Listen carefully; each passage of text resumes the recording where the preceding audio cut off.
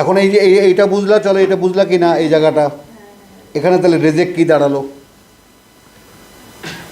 যা কিছু তোমার অতিরিক্ত, এখানে তুমি সাপোর্ট পাবা কোথায়? সাপোর্ট পাবা সূরা বাকারায়। এই ক্রসিংটা করে লিখে নাও, এই ক্রসিংটা লিখে নাও। ইয়াসআলুনাকা আনিল, কথা বুঝছো, মাযা ইউনফিকুন, তারা এসে জিজ্ঞেস করতে আসে তোমাকে কি পরিমাণ তা যা ব্যয় করতে হবে। কুল আল আফওয়া,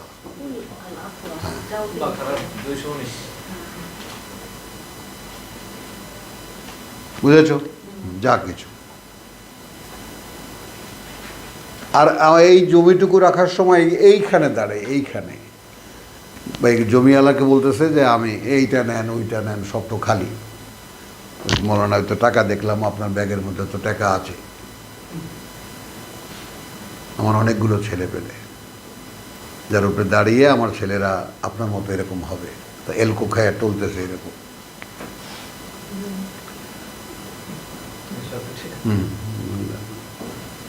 এই কাজ না করতে পারে এমন কিছু রেখে যাব না, যারা হিসাব দিতে হবে আল্লাহ। দেখো যে কারণে এত টাকা আমার কাছে, বিশ্বাস করবো অস্বস্তিকর এত টাকা আমার কাছে, কিন্তু কখনোই মনে হয়নি একটুখানি জমি কিনে রাখি। যখনই এই কথা মনে আসতো ওই কথা কানে আসতো, আমি এমন কিছু রেখে যাব না যারা হিসাব দিতে হবে। বুঝছো? দেখো আমি একটা ভাসমান মানুষ, কিন্তু আমার কিন্তু কোনো স্থায়ী কোনো অস্তিত্ব নেই, বুঝছো? ওই যে এখনই তুমি ব্যবস্থা করো, কি করবা?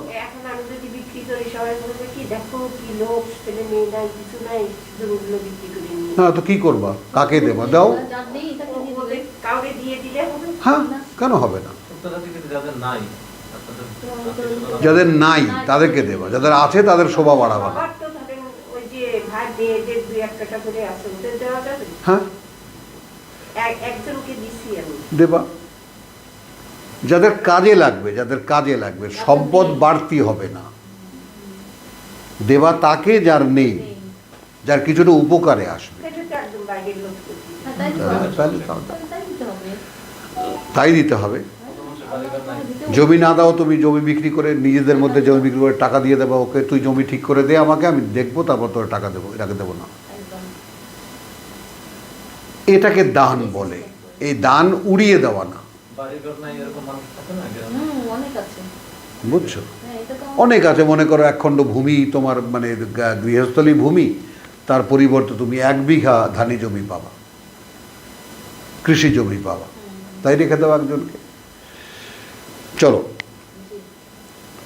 তাহলে এইটা আমরা দেখলাম, আল্লাহ কিন্তু দেরি করেন না। লাই ইউআখিরুল্লাহু নাফসান ইযা জাআ আজালুহা। তো আমাদের মেয়াদটা কখন শেষ হয়ে যাবে তখন কিন্তু আর দেরি করবেন না। আমরা তখন বলবো যে প্রভু আর একটু সময় দিলে ভালো হতো, ব্যয় করতাম, নিজেকে সংশোধনও করে নিয়ে আসতাম। ওদিকে পিতা শিখিয়ে গেছেন লা তামুতুন্না ইল্লা ওয়া আনতুম মুসলিমুন, মরার কাছে ধরা খেও না যখন তুমি সম্পূর্ণ সমর্পিত নও। এই হলো আকিম ওয়াজহাকা লিদ্দীন হানি। এবং একটা ব্যাপার, তুমি নিজেকে যত গুছিয়ে আনবা না, বুঝছো, বিশ্বাস করবা, তুমি দেখবা তুমি নিজ প্রকৃতির উপর দাঁড়াচ্ছ, অর্থাৎ তুমি সত্যিকার অর্থেই আল্লাহর ফিতরাত রূপে এসে দাঁড়াচ্ছ। স্বস্তি লাগবে তখন, তুমি দেখবা গায়ের থেকে বড় বড় বোঝা নেমে যাচ্ছে সব। কথা বুঝছো? নাহাল 16,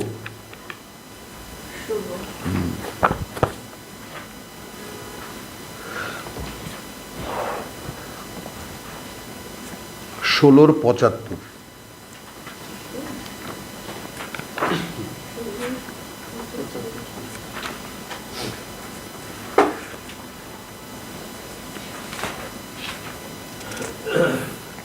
বিসমিল্লাহির রহমানির রহিম। ওই একই জিনিস কিন্তু।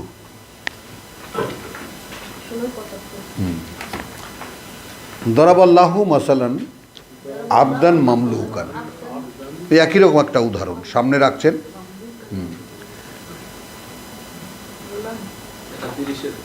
সামনে রাখছেন আল্লাহ একটা উপমা, এক বান্দা অনেকের মালিকানায়, একটা চাকর অনেকের মালিকানায়। লা ইয়াকদিরু আলা শাইইন, না ইন্নালিল্লাহ, হ্যাঁ মালিকানাধীন এক বান্দা, সরি আমি ভুল করেছি। তো মালিকানাধীন এক বান্দা, একটা গোলাম ক্ষমতা রাখে না বা পারে না আলা শাইইন কোনো কিছু করতে, ওয়ামান রাযাকনাহু মিন্না, আর এমন এক বান্দা, আর সে যাকে জীবিকা দিয়েছি আমরা, হ্যাঁ আমাদের পক্ষ থেকে, রিজকান হাসানান।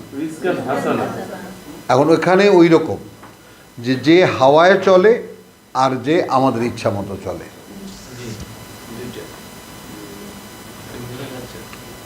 একদম পরিষ্কার কিনা? ফাহুয়া ইউনফিকু মিনহু সিররান ওয়া জাহারান, সে ব্যয় করে সে তা থেকে প্রকাশ্যে এবং মানে তোমার গোপনে এবং প্রকাশ্যে। হাল ইয়াস্তাউন, একরকম কি তারা? আলহামদুলিল্লাহ, এই কারণেই সকল কৃতজ্ঞতা আল্লাহ।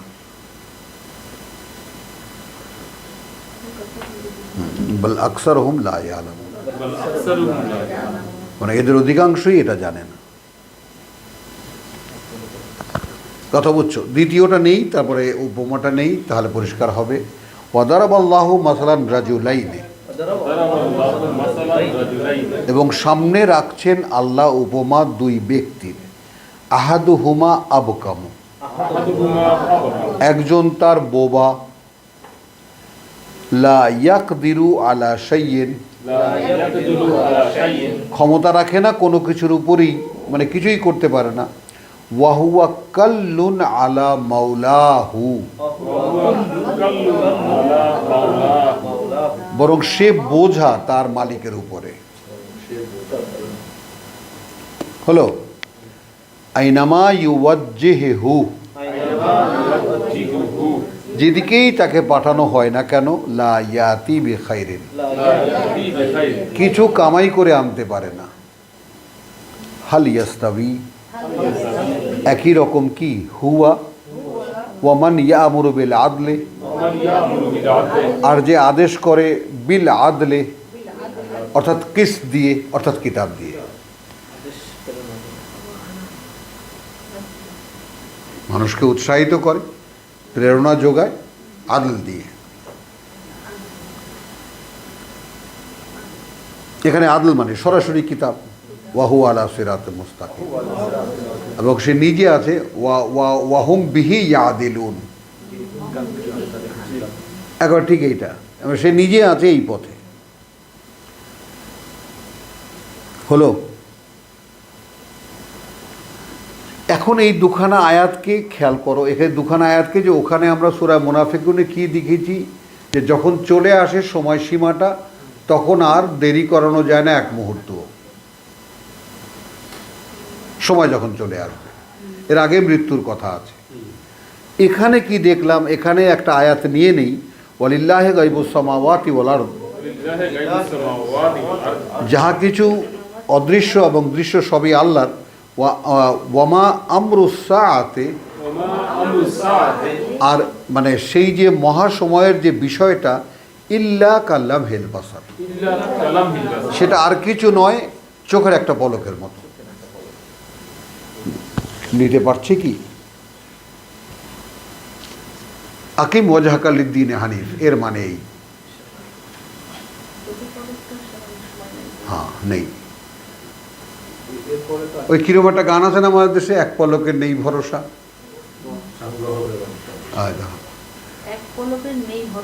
হ্যাঁ ওই তো,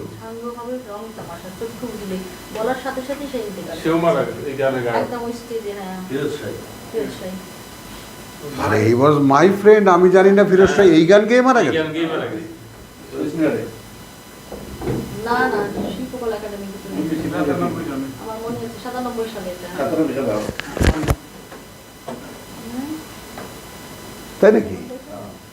আমার ওই সন তারিখ মনে থাকে না। না আমার হ্যাঁ স্টেজে ওরা গানটা করেছে, ওরা গানটা শেষও করতে পারে তার আগেই সে মারা গেছে, তখনই মারা গেছে। যাক আলহামদুলিল্লাহ।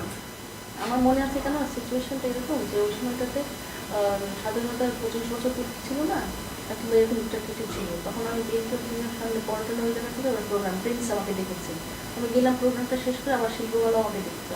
ওখান থেকে গিয়ে শিল্পকলা যাচ্ছিলাম, গিয়ে শুনি গিয়ে ফিরোজ শাহ মারা গেছে। আমি দেখতে পাইনি ওই সিচুয়েশনটা, কিন্তু যাই হোক আলহামদুলিল্লাহ। চলো তাহলে কি হলো, কালামহিল বাসার আও হুয়া আকরাব, বরং তার চাইতেও কাছে। পলকটা ফেলা লাগে, ওই দিন সাবালা নিয়ন্ত্রণ বেরিয়ে এসে ছেলেটা বলে পলকটা ফেলো, তার মধ্যে ফিঙ্গার সময় নিয়ে আসছে। ইন্নাল্লাহ আলা কুল্লি শাইইন কাদির, আল্লাহ নিঃসন্দেহে সব কিছুর উপরেই তার ক্ষমতা প্রয়োগে সক্ষম। কি দেখলাম আমরা? এক উপমায় দেখালেন যে এক বান্দা মালিকানাধীন, সে পারে না কিছুই করতে, এবং তাকে জীবিকা দিয়েছেন আমরা দেই রিজকান হাসানান, উত্তম জীবিকা। খেয়াল করবা,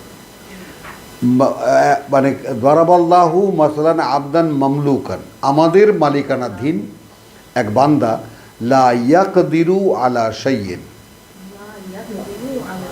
সে নিজে ক্ষমতা রাখে না কোনো কিছুর উপরে। এটা একজন না, ওয়ামান রাজাকনা, আর সে যাকে জীবিকা দিয়েছি আমরা তাকে জীবিকা দিয়েছি আমরা তাকে মিন্না, আমাদের পক্ষ থেকে, রিজকান হাসানান। এই জীবিকা কি? এই জীবিকা কি প্রশ্ন রেখে এগোই। হ্যাঁ, হুয়া ইউনফিকু মিনহু, সে ব্যয় করে যে অর্থে আমরা যেটা বলি, তাই না, গোপনে এবং প্রকাশ্যে। এইখানে লিখেছে খরচ করে। তাহলে এখন এখানে কি দাঁড়ালো? রিজকান হাসানান মানে অর্থ। খরচ করে শব্দটা হবে না এখানে। আর হবে কি হবে না, আমরা তো সেই প্রশ্নের সামনেই আসছি। এখন খরচ করি আর ব্যয় করি, যেটাই আমরা বলি না কেন, এই দুটোর মধ্যেই তো থাকি আমরা।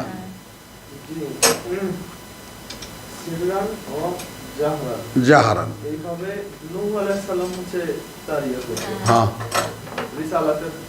কাজ করছো। এখানে প্রথম থেকে যদি আমরা যাই যে ওই এক ব্যক্তির কথা বলা হলো না, তার তো সে নিজের উপর কোনো ক্ষমতাই রাখে না, আর যাকে জীবিকা দিয়েছেন, দুইটা যদি আলাদা করেন তাহলে জীবিকা সে তো অন্যের অর্ডারে চলে, যাকে দেওয়া হয়নি জীবিকা। হ্যাঁ, আর জীবিকা যে পাবে সে যাকে দেওয়া হয়েছে রিজকান হাসানান। জি, আবার একটু রিজিকের কিন্তু বৈশিষ্ট্য আছে। কোরআন শুরুতে যেটা মিম্মা রাযাকনাহুম ইউনফিকুন, আর এখানে আছে রিজকান হাসানান। তাহলে প্রশ্ন থেকে যায় রিজকান হাসানান কি? ফাহুয়া ইউনফিকু, তারপর সে সেটা মানে অন্যকে দেয়, তা থেকে গোপনে এবং প্রকাশ্যে একই রকম। কি যে কিছুই দেয় না আর কিছু দেয়। এই আলহামদুলিল্লাহ, মানে একজনে এই আবদান মামলুকান, এক গোলাম, এই যে আমার আয়ত্তাধীন আছে, সেটা সূরা বাকারার 126 বা 25 বা 26 27, যে বিশ্বাস করবে না তাকেও আমি খাওয়াবো। ইব্রাহিমকে বলেছে না যে এরা যারা মানে আমানা বিল্লাহি ওয়া বিল ইয়াউমিল আখির, তাদেরকে তুমি খাবার দিও বা জীবিকা দিও। এই জন্যই আলহামদুলিল্লাহ। সে আমার অধীনে, আমার মালিকানাধীন এক গোলাম। আর এক গোলাম এমন যাকে আমরা জীবিকা দিয়েছি, সুন্দর এক জীবিকা। এই রিজকান হাসানান কি? অনেক টাকা পয়সা? জিজ্ঞাসাটা রেখে যাই না, তোমরা এখনই কেউ আমরা সমাধানে না যাই। ফাহুয়া ইউনফিকু মিনহু, সে সেখান থেকে অন্যকে দেয় সেখান থেকে গোপনে এবং প্রকাশ্যে। হাল ইয়াস্তাবুন, একজনে শুধু ভোগ করে, আর একজনের যা আমরা রিজকান হাসানান দিয়েছি তা থেকে সে অন্যকে দেয়। আলহামদুলিল্লাহ, কৃতজ্ঞতা সব আল্লাহর। বাল আকসারহুম লা ইয়ালামুন, অধিকাংশই এদের তা জানে না। দারাবাল্লাহু মাসালান রাজুলাইনি, দুজন পুরুষের উদাহরণ। আহাদুহুমা আবকাম, একজন বোবা, লা ইয়াকদিরু আলা শাইইন, ক্ষমতা রাখে না কোনো কিছুর ওপরেই। ওয়াহুয়া কাল্লুন আলা মাওলাহু, তাহলে ওইটা হলো আবদান মামলুকানের ব্যাখ্যা, আবদান মামলুকানের ডিটেইল। যাকে আল্লাহ খাওয়াই করাই যাচ্ছে কিন্তু সে কিছুই করতে পারে না। কিছুই করছে না। এবং উদাহরণ দিচ্ছে হচ্ছে বোবা, হ্যাঁ। মানে সে বলতেছে না, বলতে পারতেছে না। হ্যাঁ, এটা তো জীবিকা দেয়। না এখানে কিছু নাই, এখানে আবদান মামলুকান। আর এখানে তাকে ডিটেল করছেন, ওয়াদারাবাল্লাহু রাজুলাইনে আহাদুহুমা আবকাম, এইখানে এসে বলছে যাকে খাওয়াচ্ছেন সেটা বোবা, অর্থাৎ বলছে না কিছু। বলছে না কিছু, হ্যাঁ। ওই হাসনান, জীবিকা যে তার তো হাসানা নাই, জীবিকা নাই। লা ইয়াকদিরু আলা শাইইন, করতেও পারে না কোনো কিছু।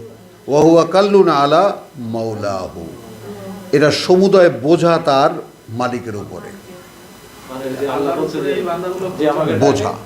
তাকে ভালো যে কারণে সূরা রহমানে কি বলেছে, আইয়ুহাস সাকালাইন, আমরা অচিরেই অবসর নিচ্ছি ওহে দুই ভারী বোঝা এই পৃথিবীর।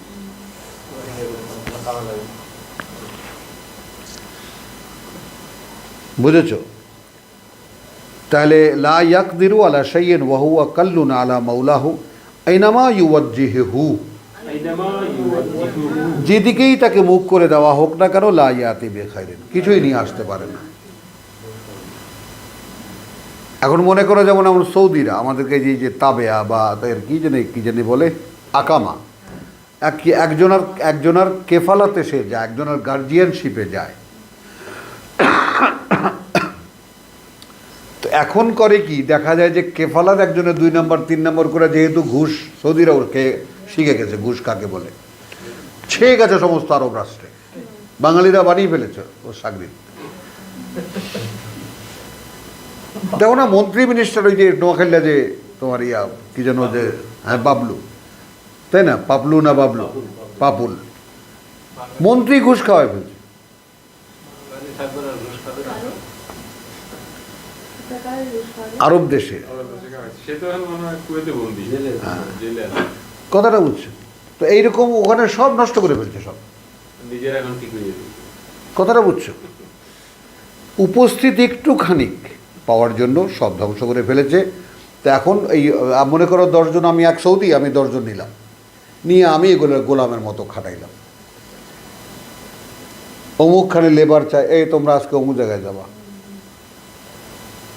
মাসে মাসে আমার 1000 রিয়াল, আমার 500 রিয়াল। এই এখন সৌদি আরবের সবচেয়ে বড় ব্যবসা এটা।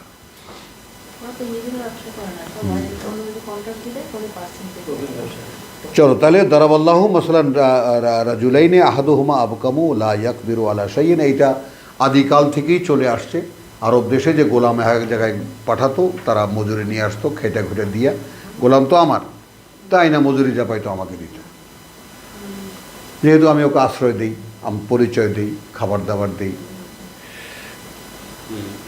ইউওয়াজ্জিহুহু লা ইয়াতি বিখাইরিন হাল ইয়াস্তাবি হুয়া, একই সমান কি ওটা ও ওমান ইয়ামুর বিল আদলে। তাহলে এখন কোথায় চলে আসলো রিজিক, রিজকান হাসানান মানে কি?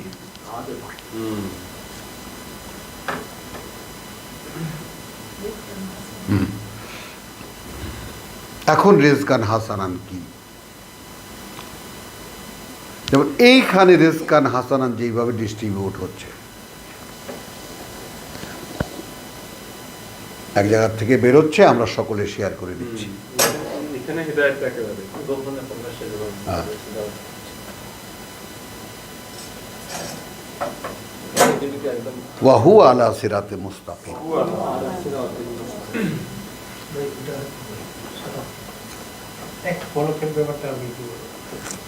মোস্তাক ভাই বরাবরই এটা জিজ্ঞেস করছে, এক পলকের মানে এটা কথার কথা মোস্তাক ভাই, এক মানে কথার কথা। ঘটনা হ্যাঁ মানে ঘটনা একটা ব্যাকগ্রাউন্ড নিয়ে ঘুরবে এমন না, হ্যাঁ, মানে মুহূর্তে হঠাৎ এই যে আজকে ভূমিধস যেভাবে হলো, বিদ্যুৎ কেন্দ্রের উপর যে ভূমিধস, পাহাড় ধসে পড়লো। মনে হচ্ছে চোখের পলকে তিনি সুযোগ পাওয়া। কোথায় জন্য তারা নেপাল, ভুটান আর কি সিকিম। তা ভেঙে তো ওই যে বন্যা প্রচুর আপনাদের এলাকায়। না ওইটা না, ওই সিকিমে যেটা হয়েছে। না আজকে ওই বিদ্যুৎ কেন্দ্রে কাপ্তাই বিদ্যুৎ কেন্দ্র ভেঙে গেছে। হ্যাঁ কাপ্তাই, ওইটা তো আমি দেখছি। কাপ্তাই কাপ্তাই ওইটা ভেঙেই তো বন্যা পরিস্থিতি। না বন্যা ওটা হচ্ছে পার্বত্য চট্টগ্রাম অঞ্চলে, আমাদেরটা হচ্ছে আপনার কাপ্তাই আমাদের কাপ্তাই যে ইয়েটা করছিল ইন্ডিয়ার বিদ্যুৎ কেন্দ্র ছিল, ইন্ডিয়া বিদ্যুৎ কেন্দ্র আমাদের ওই দিক দিয়ে যেটা হচ্ছে এটা ঠিক আছে তাই ওইটা ভাঙছে। এটা তো জানি না আমি। প্রচুর পরিমাণ পানি এসে পানি তো আমাদের সব ডুবে ফেলছে আপনাদের একেবারে, মানে একতলা পর্যন্ত ডুবে গেছে, এত পানি হয়েছে। সাগরে কিন্তু 7 নম্বর সিগন্যাল দেওয়া। 7 7 নাম্বার সিগন্যাল 7 নম্বর সিগন্যাল। খবর আছে এই জন্য পানি না- বুঝছেন, এক পলক বলছি যে তার চাইতেও কাছে। এখন যদি আপনি আপনার জীবনটাকে এক মুহূর্তের ধরেন, তো সেখানে এক পলক কি অনেকগুলো সময় না? হ্যাঁ, তার মানে আমি বেঁচে আছি, বেঁচে থাকাটার যে কন্টিনিউশন, এইটা আমাকে আগামীর আস্থা দেয়। একটু আমার সাথে সাথে প্রত্যেকটা শব্দ একটু উচ্চারণ করেন। আমি যে এতদিন যাবৎ বেঁচে আছি, এই যে আমার পুরনো অভিজ্ঞতা, এই অভিজ্ঞতা আগে আরও বহুদিন বেঁচে থাকার সাহস দেয়। কিছুতেই আমি এটাকে এক মুহূর্তের মধ্যে চাপিয়ে আনতে পারি না। এই আকিম ওয়াজহাকালিদ দ্বীন হানিফ এই জায়গায় আনতেই পারি না আমি। যে কারণে আপনি বাইরের থেকেও দেখবেন এই তথাকথিত তথাকথিত বিজ্ঞানের উপরে যারা নির্ভরশীল, তাদেরকে বলে পৃথিবী এত মিলিয়ন বছর আগে এইরকম একটা ফসিল পাওয়া গেছে, 400 কোটি বছর আগে, এটা বলে দিল আর কি। মানে কে খুঁজতে যাবে 400 কোটি বছর কতদিন? কিভাবে ডিফাইন করলো? না, তার মানে যত অতীত দিকে যাবে অত পৃথিবীর সামনে ব্যাপারটা মানুষের কাছে স্পষ্ট হয়। বহুদিন আছে, আরও যা করা আছে করে যাও। কালামহিল বাসার যেটা অতীতের প্রলঙ্গিনটা কথা বুঝছো, বড়টা দীর্ঘায়নটা সামনের দীর্ঘায়নকে বৃদ্ধি করে। আমরা যারা যারা একটু বেশি বয়স পেয়েছি তারা অনেক দুঃসাহসী, তারা একেবারে নষ্ট মানুষ, কিন্তু আসলে আমাদের এখানেও তো তাই ঘটলো। এখন দেখেন এই যে এত বড় একটা সংসদ, মানে সোকন গণতন্ত্র আছে, একজন লোকও কিন্তু দাঁড়াইতে পারলো না, ওদের কয়েক হাজার কত লোক চেয়ারম্যান। হ্যাঁ তো এটা কি জন্য হয়েছে? এটা তো ওই জন্য, মানে 4 তারিখেও তারা ভাবে না এটা তাদের কথা। হ্যাঁ, তুমি বলো 4 তারিখ, রনি বলছে 1 ঘন্টা 12টার সময় যদি কেউ বলে থাকেন যে আমি জানতাম যে এটা হতে, এইরকম একটা কিছু হতে যাবে। আমি 5 তারিখ 11টায় যখন বেরোচ্ছি, আমার বাসার সামনে সাউন্ড গ্রেনেড গুলি করতেছে এই লোকেরা, সামান্য কিছু লোক। আমার কাছে মনে হচ্ছিল যেন আজকে অনেক মানুষ মেরে ফেলবে হয়তো রাস্তায়। যখন যাচ্ছি 2বার পুলিশ আমাকে ধরছে। ওইটা আমরা উল্টো দিকে ভাবতেছিলাম। আমরা মনে করছি এই দিনও হয়তো হাসিনারই বিজয়ী হবে। কিন্তু দুপুরে 12:30টার দিকে, মনে হয় 12টার দিকে হঠাৎ করে দেশে আসলো যে সেনাপ্রধান বক্তৃতা রাখবে। সেনাপ্রধান বক্তৃতা মানে প্রধানমন্ত্রী নাই, সেনাপ্রধান কখনো বক্তৃতা রাখতে পারে না নেশার বক্তৃতা। তখনই বুঝলাম যে মানে তার আগেই কিন্তু খবর পাওয়া গেছে যে যাত্রাবাড়ি থেকে প্রায় লাখখানিক মানুষ। এগুলো তো বলছে, এগুলো তো খবর, আর আমি দেখা ধরেই বসে আছি টিভি। কথাটা বুঝছো? আমি দেখতেছি এই রাস্তাটা এয়ারপোর্টে মানুষ আসতেছে স্রোতের মতো, গা ছাড়া ভাব, কোনো তাড়াহুড়া নেই, মানে কোনো একদিকে তারা যাচ্ছে, শুধু যাচ্ছে আর যাচ্ছে। এই ঘটনা যাদের উপরে ঘটছে ওটা তো চোখের পলকের মতো নেই। না, ওইটা ওনার আনসারটা তো আছে। মনে করেন 6-7 লোক আছে যারা কালপিট, মানে ধরবে তাদের। এখানকার খুব সামান্য লোকই পালাইতে পারছে, হ্যাঁ সব আটকা পড়ছে সব। দুইটা দিকের খবর পাওয়া গেছে যে একটা হলো পুরা থেকে লাখখানিক মানুষ, আর একটা যাত্রাবাড়ি লাখখানে মানুষ না, আমি যতটুকু শুনেছি সেটা হলো এই ওয়াকারুজ্জামান শুনেছে, এই আর্মি ইন্টেলিজেন্সও তো আছে বিভিন্ন জায়গায়, যশোর ক্যান্টনমেন্ট থেকে, যে মানুষের স্রোত কিন্তু থামানো যাচ্ছে না। এটা সারা দেশেই হয়েছে। যমুনার ওপারে ভাবো যে আমরা ফেরি বন্ধ, ব্রিজ বন্ধ, কাজ হচ্ছে না, সব নৌকায় পার হয়ে যাচ্ছে। দেখো আমার গায়ে কাটা দেয়, এইটাই আমার কাছে শিহরণ জাগাইছে। না, এই যে এই ইনফরমেশনটাই এদেরকে সজাগ করে দিছে যে এই স্রোত কিন্তু থামাতে পারবে না।